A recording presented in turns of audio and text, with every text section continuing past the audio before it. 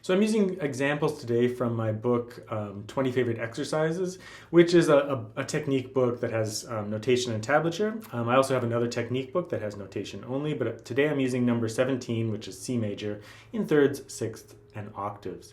So feel free to pick up the book, or you can just follow the lesson for free.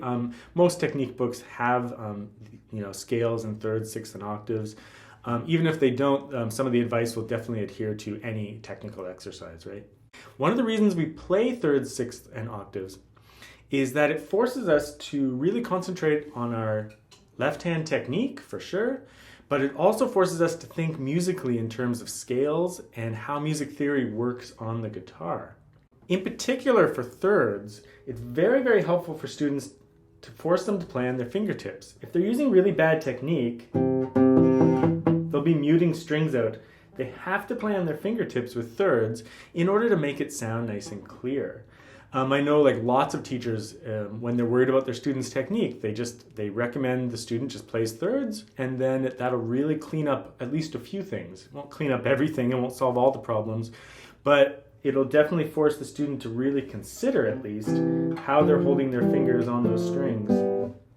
So C major in thirds, one thing you'll want to watch for is just the guide fingers. So sometimes you can keep a certain finger down, and if you can keep a certain finger down on a string, you should.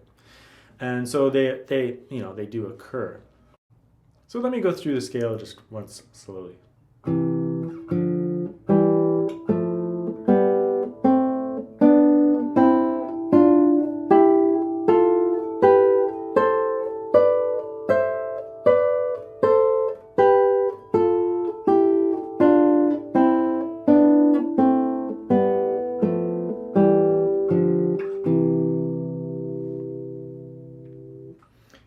Try to stay close to the frets, of course. That'll help it from not buzzing. Remember, when you switch positions, try to hold on to the previous note if you can.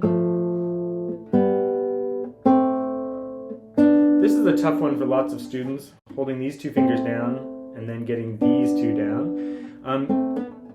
If you're having a lot of trouble with that, just remember, swing this palm around and try to tap those notes so that you do it with no tension and learn the movement with no tension. And then you can try actually playing the notes and see if you can just relax and make sure you can get that. If your hand's like this though, it's impossible to get it. So you really have to swing this knuckle around.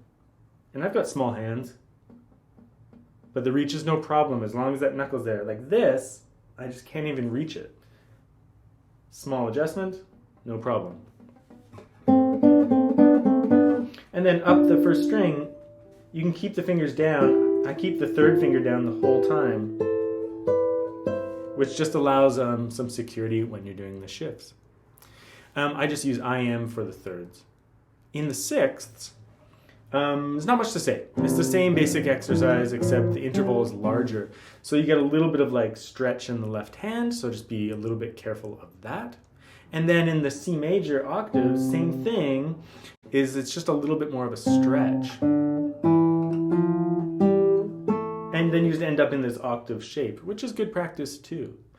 There's better exercises that you can do for the left hand earlier in the book, but I mean putting it in a musical context like this challenges a number of things in your technique. It challenges all the previous exercises, takes all the previous exercises and crams it into one page, which is really great. It means that when you're practicing, if you've covered those previous exercises, then you'll be ready for these new ones.